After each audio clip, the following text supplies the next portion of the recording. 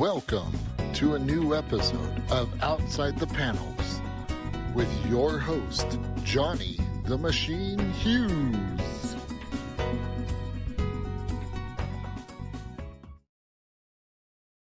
Welcome everyone to an episode of Outside the Panels. I'm your host, Johnny the Machine Hughes, and by now you know the score. You know I love talking to creators, comic books, all sorts of things. We've had soundtracks, we've had novels, we've had comic conventions.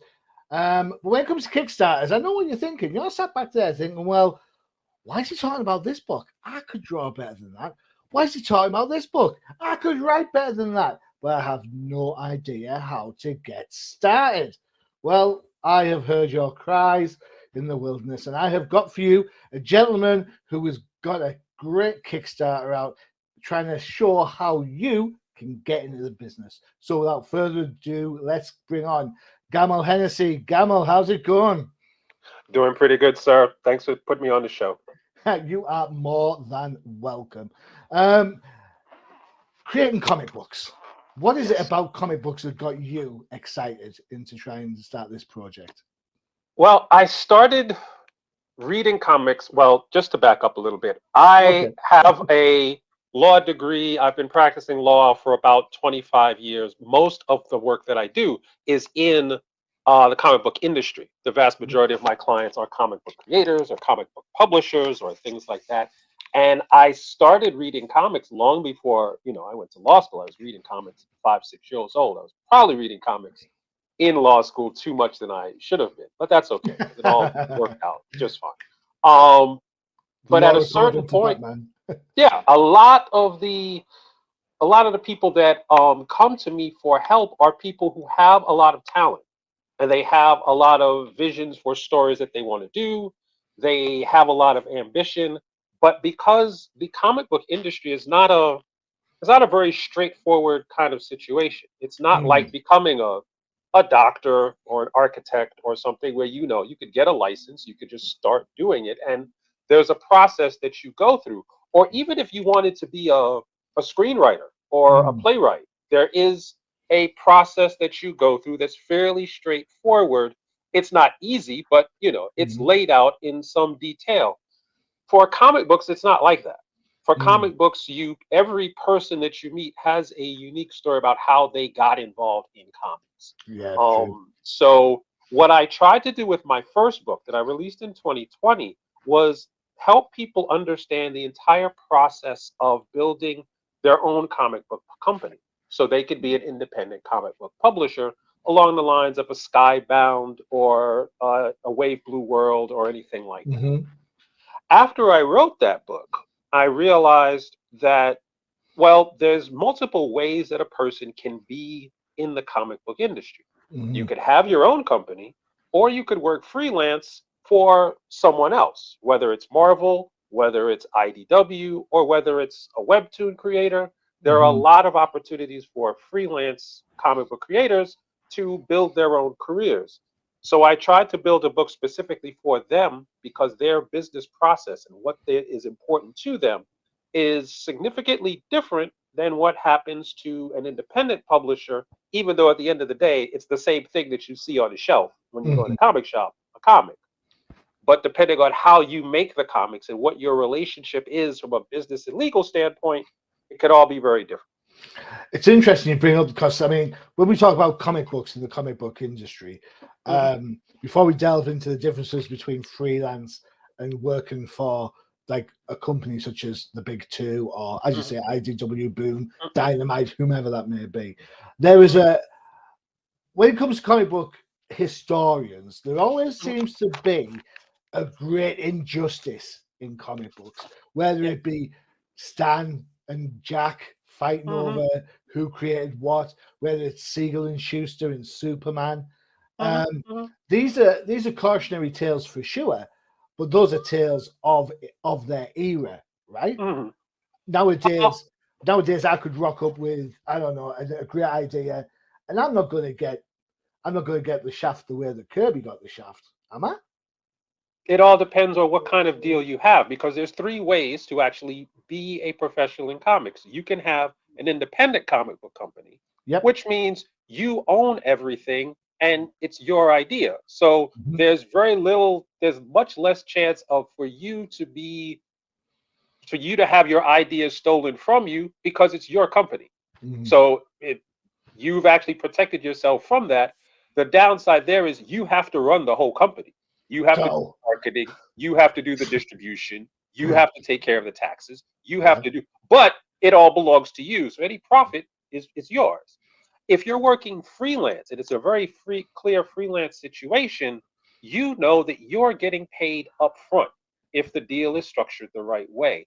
Mhm. So you're not doing work for free, you're actually getting paid for the work you do, whether that's a page rate or a flat rate or anything like that. Mhm. The downside there is if the book goes on to become a movie or a video game or anything like that, you usually don't get any of that because you got paid up front. The Mhm. upside of working freelance is if the book doesn't do well or the book never comes out or something else happens, that's fine because you got paid up front. So Mhm. being a freelance creator is there's less chance as long as you got paid for your work, there's less chance of you getting screwed by the publisher because you created something and then you didn't get Mhm. paid for it. The trickiest situation is what's called a creator owned situation where Okay. you have an idea, you bring the idea to the publisher. The publisher then creates the comic, and in theory, you still own what you produced. But Mhm. depending on how the contract is set up, you may not control anything. And you may have created an idea and given it to a publisher so that publisher can make money and you don't. Mhm. So it all depends on you. There's a lot more intricate ways that you can lose money, lose your rights, and Mhm. become very stressed out. It's different than what happened to Siegel and Schuster, who simply undersold what it is Mhm. that they had because they did not realize what it was worth. It's different than Stan Lee, Jack Kirby, because in that situation, it was very unclear whether what Jack Kirby's role was. Was he an Mhm. employee? Was he a freelancer? What was Mhm. going on? It's even different than the recent case with McFarlane and Gaiman when they had their dispute because that dispute was, well, who was actually getting what and who was actually owning what. There's a dispute in what's called a collaboration agreement. Mhm. So there's a lot of, depending on how you're structuring the deal, there's a lot of things that can go wrong. But at the same time, if you do it the right way, you can protect yourself much more now than Mhm. Siegel and Schuster could in 1939. You make a valid point there, Gamal. People forget that the Siegel and Schuster, for example, with Mhm. Superman. You're absolutely bang on. They're just undersold. Yeah, No one knew that Superman was going to, effectively go up and away, yeah. and the stratosphere is the limit, right? And Mhm. even Bill Finger gets shafted Mhm. by Bob Kane. In fact, Yeah. we forget about Bill Finger because we all talk about Jack Kirby and Stan Lee. Mhm. But Mhm. but Finger's probably the first freelancer that kind of comes on board as an employee Mhm. to help Kane with the book, and doesn't it's only been the last 10-15 years that you get now Batman created by Bob Kane with Mhm. Bill Finger. Yeah. So Yeah. it's interesting. Is there any recourse then? I'm going to ask you to put your lawyer head on in a second. Mhm. Mhm. One of the things I always find interesting is when um when society or where laws change, how you then go back and reapportion the new law Mhm. back on the past. Because in my, I'm a little bit laid back. I am a little bit laid back. To me, what's done is done. You know what Mhm. I'm saying? So I understand that Jack Kirby fans will think that Jack Kirby got absolutely binned like nobody's business, and I understand that Stan fans will think that Stan did nothing wrong. The Mhm. truth is probably somewhere in the middle, in fairness. But I wasn't there, you weren't there. But then Mhm. trying to apply today's copyright laws versus publishing laws as to what it was back in the 60s, that's just crazy, right? No, what usually happens is the law is applied and the intentions are applied as they were at that time. So you cannot argue whether or not Stan Lee wanted Jack Kirby to get the webtoons rights for the Fantastic Four because there was no webtoon. So you Perfect. have to like kind of go with what actually existed then and then extrapolate that out to the present. And that's why when you read a lot of contracts, if you are so unfortunate to sit around and read contracts, if you read them, a lot of them attempt to be as broad as possible.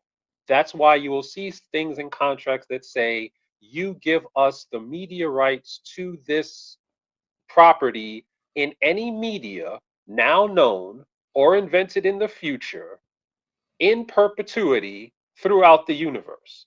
They don't put those words in there just to be funny. They put those words in there to actually help defend against technology that nobody in 2023 actually conceives of. So if Mhm. in 2029 all of a sudden people are reading comic books because they're being dreamed on the inside of people's eyelids, okay, we don't know that yet. Mhm. So we're going to build the contracts. If in the for whatever reason people start Mhm. reading comic books that way, the contract will still cover it. All true. Yeah. Sneaky, that isn't it? Sneaky. Yeah, that's what they pay us for, pretty much. You guys are like the play action pass on football, aren't you? More like the read option, but yes. It's like the back's got it. No, he hasn't. Woo! Oh, I love a good football analogy. Um, Go Finns. Just say that out there.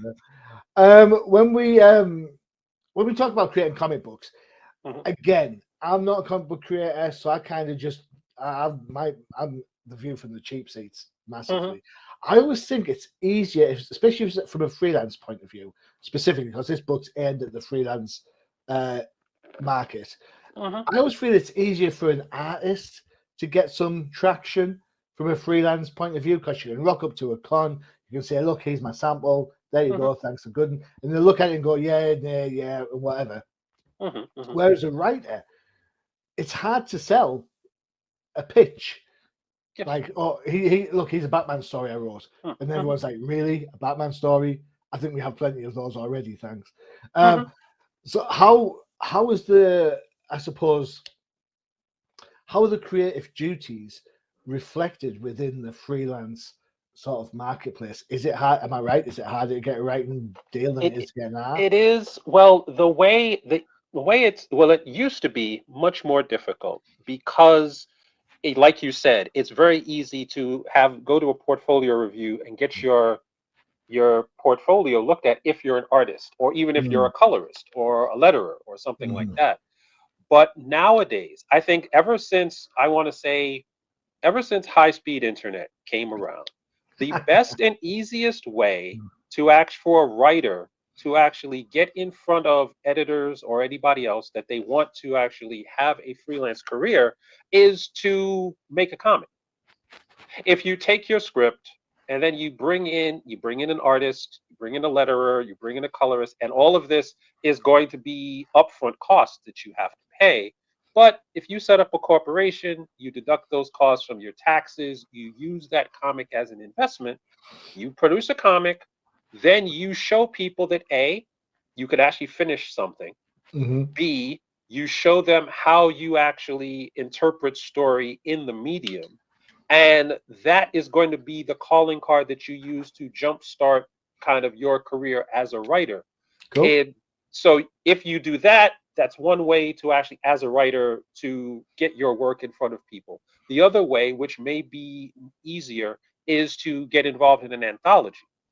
That way, you're not on the hook for making 22-page book or anything like that. 8 to 10 pages. You actually work with an artist.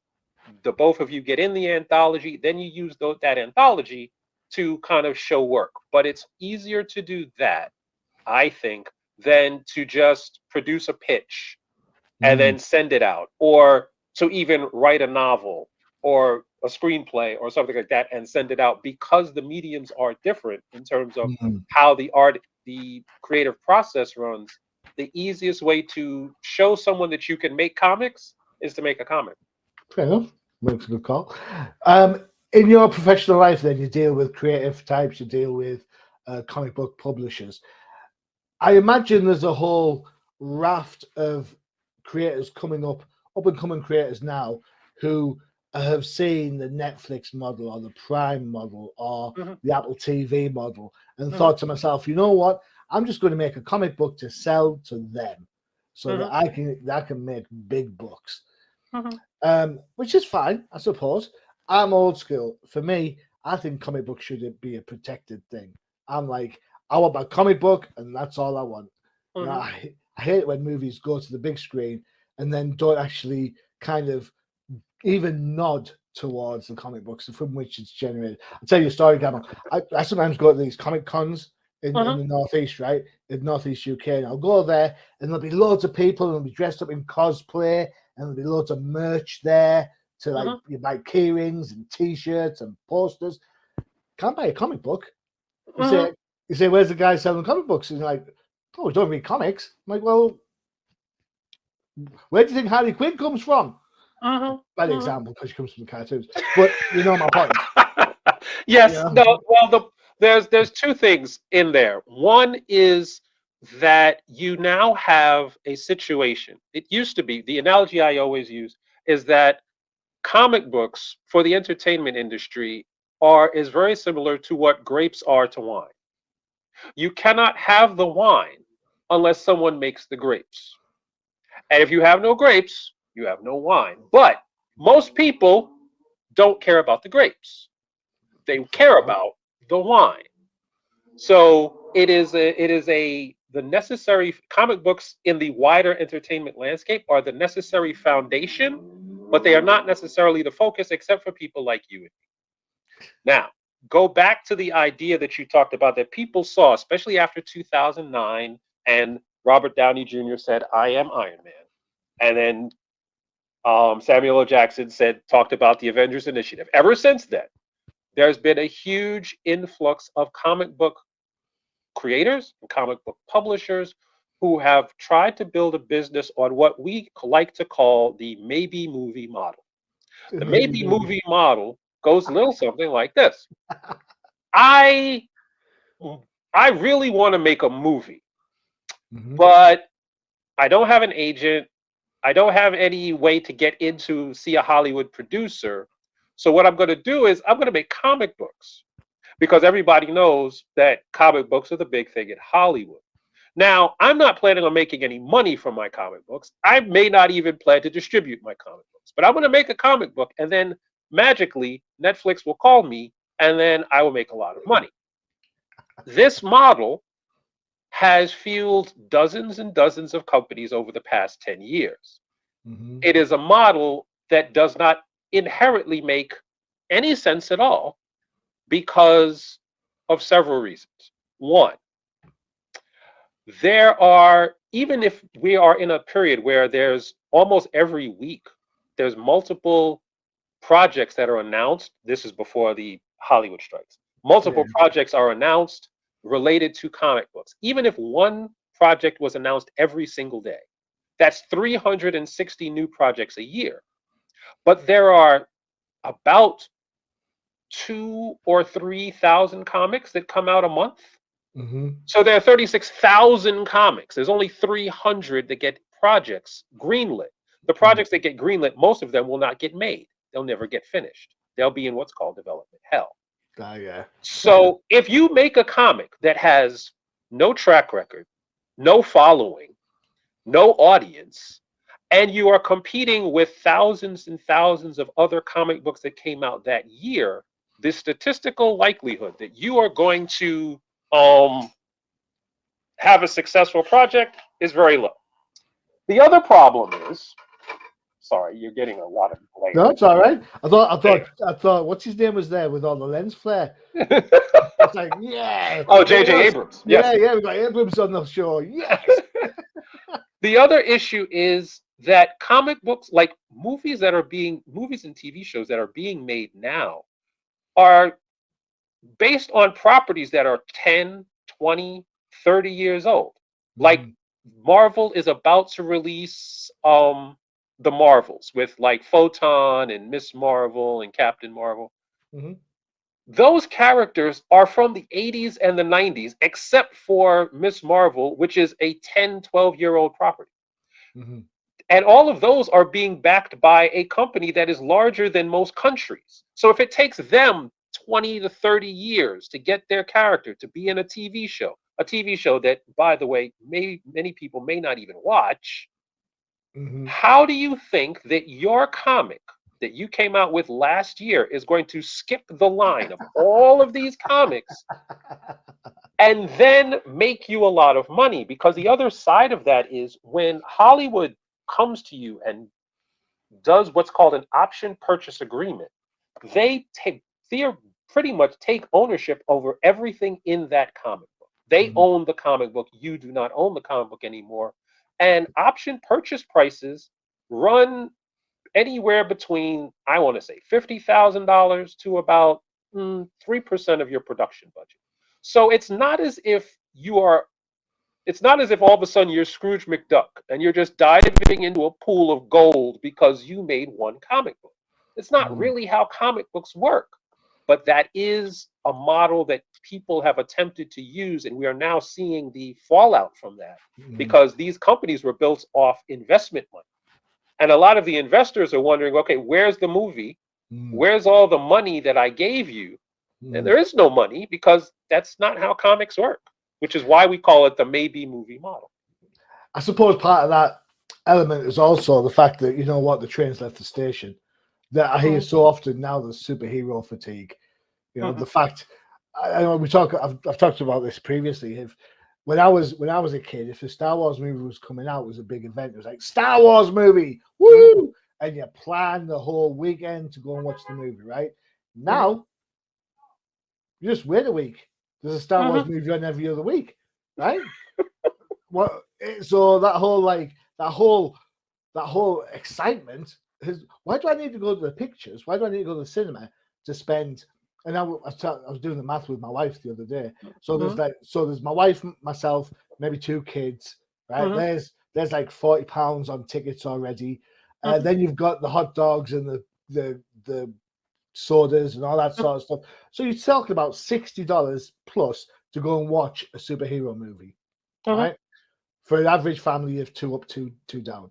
Now, if you just wait a couple of months for £10 or $15, that's going to be on Disney Plus. And the state of our technology nowadays, we all have these great big TVs with mhm, surround sound, and we pay our $15 or our £10 or whatever, and then we invite the neighbors' kids in, and they mhm. bring food, and now it becomes a family event. Exactly. And you're also talking about a situation where there are so many more options for entertainment. So Yes. when you and I were much younger and a Star Wars movie came out, there wasn't that much else happening. We had maybe 4 or 5 TV channels. There Yeah. was no cable. There was no internet. There were no cell phones. There were video games, but they're not like the video games that we have now. Yeah. So those those events had more pop culture impact. Nowadays, the market is so fragmented, especially now that they can get entertainment from Korea or Japan or Spain or Brazil or Hollywood or a lot of different places. They can get it from big studios. They can get it from TikTok with one person Mm. with a phone. So it is difficult because human attention spans are limited. It's difficult to get that excited about anything because you don't have that kind of time. You Yeah. just you have to move on to the next thing. Yeah. 30 seconds. You get your 30 seconds of fame, and that's it. Exactly. Exactly. Warhol was being optimistic when he said, 15 minutes. Like, no, you're not getting 15. Not now. You're looking to get 15 seconds in a swipe. It's crazy. Exactly. Exactly. Right. We're going to take a quick break. Uh, whilst we, God, there he is. The curtain All has right. been drawn. It's fine. Time for one of our favorite adverts. Gamal, when you first started reading comics, what sort of stuff were you reading? Can you remember back then? I'm pretty sure the first thing that was given to me was a Neil Adams Batman. Neil So Adams, that's, that man. Yeah, that's what I remember. That's what I remember being given to me. The first thing that I remember buying on my own, which probably about 7 or 8 years later, was X-Men in the middle of Claremont's very long run. And the first independent comic that I think I ever bought was ElfQuest number 17. Wow, cool, cool, cool. I bought Turtles for my then first wife as my first Okay. independent book. My first book was somewhere like it was a Batman book, probably 313, something like that. But still. So with that in mind, time for one of our adverts. I think because we've got a range of different things, I think we'll go this one. It's time for a crisis. It's Crisis in the Toyverse.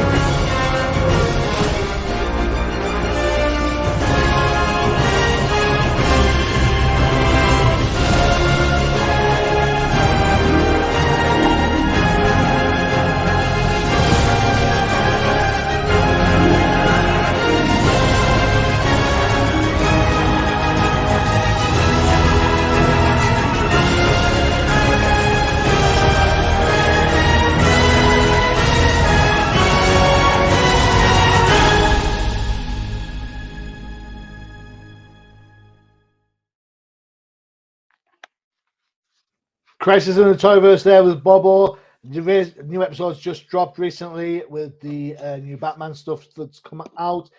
Yes, he takes them out of the boxes. Yes, he plays with them. Don't yell at me. I'm not saying anything. That's fine. All right. Okay.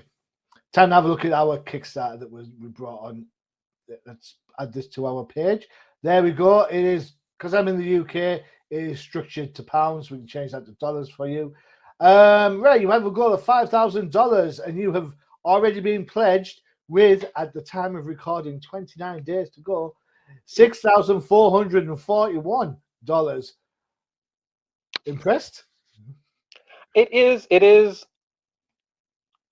impressive. However, Ooh. I'm when you're running an independent business like a comic book publishing business, you always looking at the trends of growth, like Okay. how this thing is doing relative to the last thing. Now, the last thing was a book called The Business of Independent Comic Book Publishing that I'm pretty sure, I don't have the specific day numbers yet, but I'm pretty sure that book had a much bigger head start. I think because no one actually, it came out of nowhere for a lot of people, and they didn't actually realize how much they needed a book like that. This book, even though I'm confident that there's far more freelancers out there than there are people willing to start their own publishing company. I'm curious to see how this pattern is going to go. Even though I'm very appreciative of the fact we've already hit our goal and I'm already making money off the thing. I just want to see how high it's going to go. It's a fair point to put. You know what? It's an interesting kind of question you've intimated there, rather than come out directly. I've spoken to a load of indie writers and creators who look down their nose at freelance because they want to be the man. They want to own the project. They want to control the character and so on. And there is a certain level of truth to that matter, right? But working on a freelance book and a freelance character, especially if it's a multimedia character, it does allow your work to see more eyes. For example, and I don't mean this disrespectfully to anybody who's got a book out, right? But if you think people are going to the comic book shop to buy that one issue of that really small print run of a comic that they might have heard of on the internet, as opposed to going in for the latest issue of Batman, I'm sorry, you're wrong.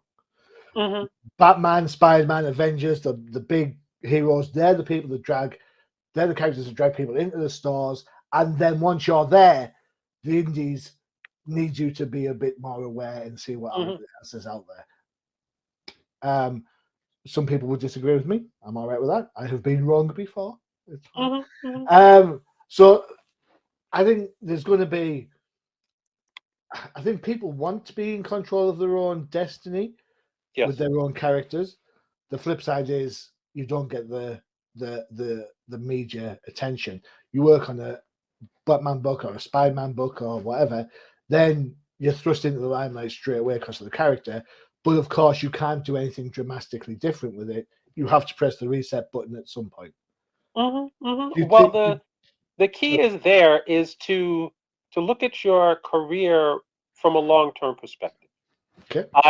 There is a lot of examples. Anybody from Frank Miller to Todd McFarlane to Alan Moore to Scott Snyder, who they took a long-term path.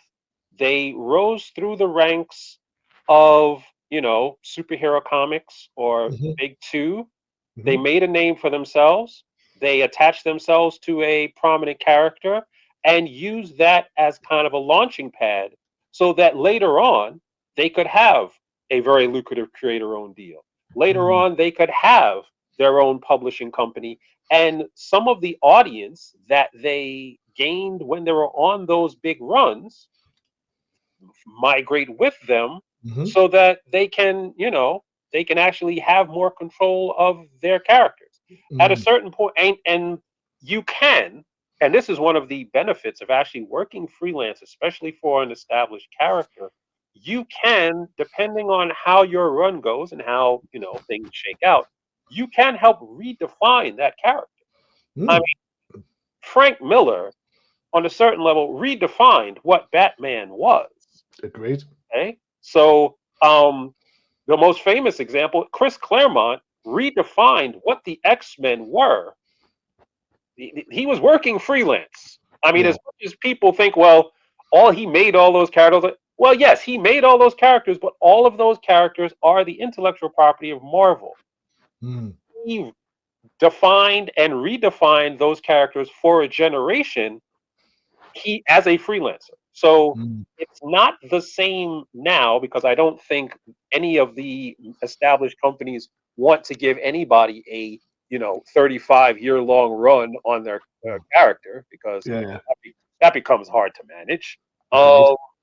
But yes, there is a benefit to you controlling your own characters by first using the established companies to a kind of give yourself the name recognition. Agreed. You mentioned Scott Snyder. I still think his Detective Comic run is much better than his Batman run.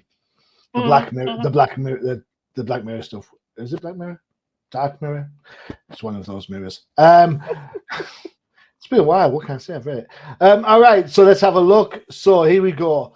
You bring in some of the successes of indie comics like Walking Dead, Scott Pilgrim, TMNT. Ask those difficult questions. How do professionals enter the world? How do they get the skills needed to create art? How do they find it? How do they get paid? I think it's an absolutely invaluable book for anybody who is thinking about getting into comic books from a freelancing perspective. And do you know the thing that really impressed me straight off the bat? $10 for a digital edition. That doesn't sound like a lot of money to pay for something that's going to really help you out in the long run. True, but this is a question that comes up a lot. As a lawyer, when I'm representing clients and they come in to hire me, a lot of them are very nervous about how much it's going to cost. So what I've realized is that if you provide something that's a very high quality service that no one can afford, no one will buy it. Not because they don't want it and not because they don't need it, is because they do not have the money for it. Comic book creators, by definition, are not just sitting around on large piles of money that they can then go to pay lawyers or anybody else. So I structured my legal fees with that in mind. And when I went to release the book, I said, okay, I'm going to release the book on Kickstarter with the same philosophy. Now, realistically speaking, the profit on the profit on any book is how much it costs you to distribute it minus, well, how much you get for it minus the cost to distribute it. So it's your revenue minus your cost. Fair enough. The cost to distribute a digital book is pretty much zero. So every dollar from the digital edition is profit. So Cool. you don't necessarily need to well, okay. I probably shouldn't structure this answer this way, but I'm going to do it anyway. You We'll do, don't yeah. have to have the print edition and the digital edition be the same price, because by definition, the digital edition costs you much less to distribute. You Agreed. don't have to pay for printing. You don't have to pay for shipping. You don't have to pay for storage. So you can reduce the price of the digital edition to $10. And now a freelancer or somebody who's just getting out of school who wants to actually understand how to get in the business can go, okay, I can spend $10 so I can avoid like 3 years of pain and heartache. It's worth $10. Here. True that. Yeah. Do I get myself a McDonald's, or do I buy a book that's going to help? See, that's you want to in marketing, well, in sales terms, we call that reducing friction. The less friction you have in your pricing, the more you will be able to sell. I just wish people like DC would get that. The digital comic from DC still costs you the same as the print comic. Just saying.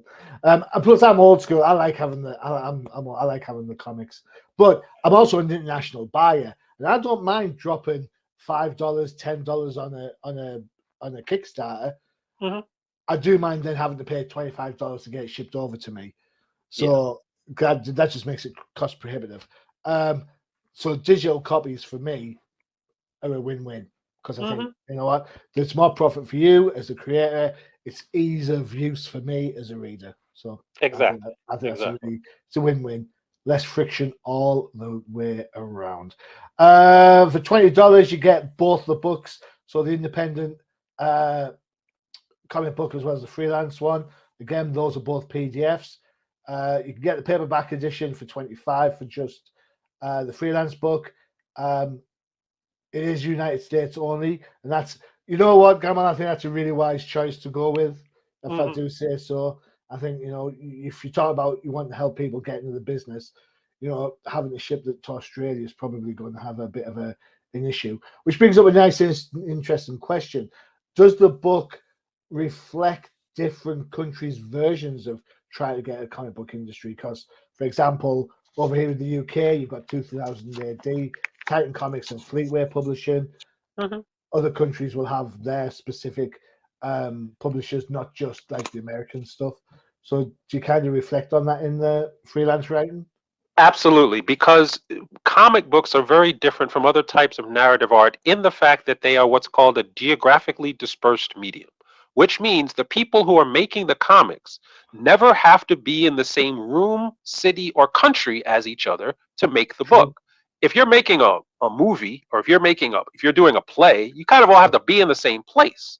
Yeah, kind of. Comic books have not been like that for at least 30 years. So I could be in New York, you could be in the UK, we could have a colorist that's in Indonesia, we could have the letterer that's in like Mexico, the book still comes out. Yeah. So the business models from country to country are pretty much the same. The difference is, in my book, I talk a lot about the implications of the legal and tax implications. And those are specifically for the United States. So I have like 5 or 6 chapters just on taxes. But all those tax information is about the United States taxes, not Australian taxes, not, taxes in Thailand. I don't know. I have no idea. I was getting that. I understand that. And that's a fair point. The idea, though, is to kind of, it would, at least if someone's in Thailand or Indonesia or the UK, it would get them to look at that specific subject, but within their own country. So whilst you may not go into the specifics of taxation in the UK, you are mentioning there's taxation. So therefore, if I'm a creator in the UK, I'd be like saying, right, now you need to go and find what that is. At least you've guided somebody to where they need to be, rather than Exactly. So it's a great way of kind of pointing them up in the right direction. Absolutely. Absolutely. Cool, excellent. For those interested in the Kickstarter, here is the link. There it is. Now I know what you're saying. You're saying, Machine, the links are long on Kickstarter. Yeah, they are. And you know what? I can't do a jot about it. However, that said, you know how to use a computer? You know how to use a search bar? How hard is it? You go to Kickstarter, you type the word in, freelance comics, the business of freelance comics, and guess what's going to come up? This book. It's that simple. Or you can type in Gamal Hennessy, and it'll still come up. It's amazing like that, the good old search engine. It would help with the shortcode, I get it, but still. The book's not your only avenue, though. You also work with Comics Connection, is that right? Yes, there is the thing about making books about an industry that's always changing is as soon as the book goes to the printer, the book is old. So there's something about it that has changed. And the comic book industry is constantly changing with new publishers coming up, people moving from one company to the next, new technology being created, there's new trends being created. So what I started to do right after the first book came out is I started an organization with a gentleman named Andy Schmidt, and we started Comics Connection. And it is an online community designed to help people build their comic book businesses, no matter what business they're trying to do. So, about 4 or 5 times a month, we have classes on specific aspects of the comic book business. We bring in experts to talk about different facets of how things work in comics so that people can get a variety of perspectives. We have a Discord that people can be on a 24/7 basis to get support and critique for the work that they're doing. We have discounts on things that we are offering in terms of like books and services, like because we have access, there's access to a distribution service, a printing service, creative service, legal service. So if you join Comics Connection and you have an idea that you want to be in comics for the long term, we could actually provide you a wide range of services and support so you never have to feel like you are trying to do this alone and trying to get answers to a lot of things that you may not really understand. The problem with, well, not necessarily a problem, but one of the aspects of comics, because it is geographically dispersed, it's also in a lot of ways a very isolating kind of profession to be in, because if you're a writer or an artist or a colorist, you're pretty much at your desk by yourself the whole time, and you may not really have that connection right next to you in the same way. If you were working on a play or you're working on a TV set, you could actually talk to the other people around you. Comics Connection, we try to give people that kind of platform where they can talk about, work through the issues that they're having and build up the business that they want to build up in a way that everybody can support each other, and you're actually surrounded by professionals who've been in the business for a long time. So That's what we do. There you go. The link is at the bottom of the page, comiccconnection.net. Comicsconnection.net, I should say. It's funny you should say, like, you're by yourself, not talking to anybody. It's like I'm looking in the mirror. See, exactly. What can I say? Oh my God, Gamal, we're running out of time. I have to say, it's been an absolute blast speaking to you. Do you have for me a 30-second elevator pitch on why people should be checking out your Kickstarter? I absolutely do. If you want to have a career in comics, you already know that you love comics. Otherwise, you wouldn't want to have a career there. But you need to balance that love of comics with an understanding of how the industry works. Because if you don't, your love of comics will be abused and manipulated to the point where you no longer love comics. This will actually help you build your career and protect that love of comics that you have so you can enjoy comics and make money. Perfect. I'm going to sign up. All right. The Kickstarter is there at the bottom of the page for you to have a check it out. It'll be in the link for the pod as well, so you can check that. You've got 29 days at the time of recording, so you've got plenty of time to get in there. I think for all you guys getting paid monthly and all you girls getting paid monthly, that covers the next payday. You know what I'm saying, guys? You've got time to get your paycheck sorted. Gamal, it's been an absolute blast, man. Absolute blast. I've really enjoyed talking. It's such an interesting insight into comics and kind of the whole creative process. The creative thinkers might not think logically of how they need to do this, that, and the other. So this book is it's going to save them a lot of strife, a lot of grief, a lot of friction, as you mentioned earlier. Exactly. Very well done, sir. Very, very well done. Thank you so much. Thank you. Right, that's it for another show. Don't forget to check out the UCPM for all your favorite shows. You saw the trailer for it earlier, The Crisis in the Toyverse. And if, like me, you're of a certain vintage, don't forget to check out the Old Timers Comic Book Show, where the hosts aren't old, but the comics most certainly are. And at least not we forget. We mentioned Star Wars earlier. Yes, I'm sure the guys on the No Price podcast will be talking everything Ahsoka as things heat up in that galaxy far, far away. There you go. Gamal, I have to say one more time, thank you so much. I know you're a busy guy. I really do appreciate hanging out with me. Thank you, sir. Thanks for putting me on the show. You're more than welcome. More than welcome anytime. As for everyone else, I've been your host, joining the machine, Hughes. And as always, adios. Visit undercovercapes.com for the latest and greatest podcasts via the Undercover Capes Podcast Network. Also visit our parent company website, comiccrusaders.com, all about comic pop culture.